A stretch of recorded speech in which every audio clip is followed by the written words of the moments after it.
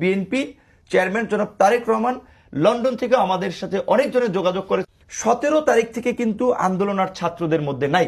রাজনৈতিক দলগুলো ফুল দমে ইনগেজ হয়ে গেছে। এখন বলতে গেলে অনেকে জাতীয় বেইমান হবে, এখন অনেকে বিপ্লবী সেজেছেন, কিন্তু 17 তারিখে আমি নিজে কথা বলেছি। আমি ডিজিফাইড ভাইদেরকে অনুরোধ করবো, তাদের কাছে আমাদের সমস্ত কল রেকর্ডগুলো আছে, কাদের সাথে 17, 18 তারিখ, 19 তারিখ রাত পর্যন্ত গ্রেপ্তার হওয়ার আগ পর্যন্ত কথা বলেছিলাম, সেই রেকর্ডগুলো আপনারা ইউটিউবে ফাঁস করে দেন। আপনারা নিজেরা সংগঠিতভাবে না করে যে দেখতে পারবেন কোন নেতা সেদিন কি বলেছিল। আমরা যখন বলছিলাম ভাই শেখ হাসিনা এইভাবে 400, 450 মানুষ হত্যা করে যদি ক্ষমতায় থাকে, আপনার আমার এই দেশে রাজনীতি করার অধিকার থাকবে না।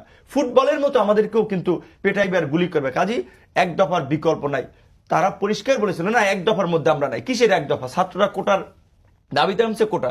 এমনকি এই আন্দোলনে আজকে ভাইব্রেন্ট ফোকাস নেতৃবৃন্দ, তাদেরকে যখন আমি বারবার ইনসিস্ট করতেছিলাম যে ভাই দেখো তোমরাও মামলায় ফাঁসবা, আমরাও ফাঁসবো, এক দফার বাইরে আর ব্যাক করা যাবে না, আমতা আমতা করে বলতেছিল ভাই আমরা তো এক দফার জন্য আসি নাই, আমাদের দাবি ছিল কোটা, এটা কি ঠিক হবে?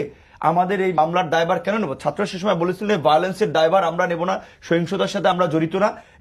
এদের দায়রাতে তারা চেষ্টা করেছে না, ডিবি কার্যালয়ে তারা আন্দোলন এক প্রকারের স্থগিত করে ঘোষণা দিয়েছিল না। বাইরে থেকে যে আন্দোলনটা চলেছে রাজনৈতিক দলের পৃষ্ঠপোষকতায়, নেতৃত্বে, নির্দেশনায় চলেছে, এবং সেখানে বিএনপি চেয়ারম্যান জনাব তারেক রহমান লন্ডন থেকে আমাদের সাথে অনেকজনের যোগাযোগ করেছে। রসদ, এটা বলা উচিত নয়, ওইভাবে ফাইন্যান্সিয়ালি বিভিন্নভাবে বুদ্ধিভিত্তিক সহযোগিতা করেছে। তো কাজে এখন সেই ছাত্ররা কেন রাজনৈতিক দলের বাইরে তারা এই যে তাদের মনমতো একটা সরকার গঠন করতে প্রধান উপদেষ্টাকে বাধ্য করলো? তাদের উচিত ছিল একটা জাতীয় সরকার করা, এই জাতীয় সংকট, জাতীয় দুর্যোগ সবাইকে নিয়ে মোকাবেলা করা।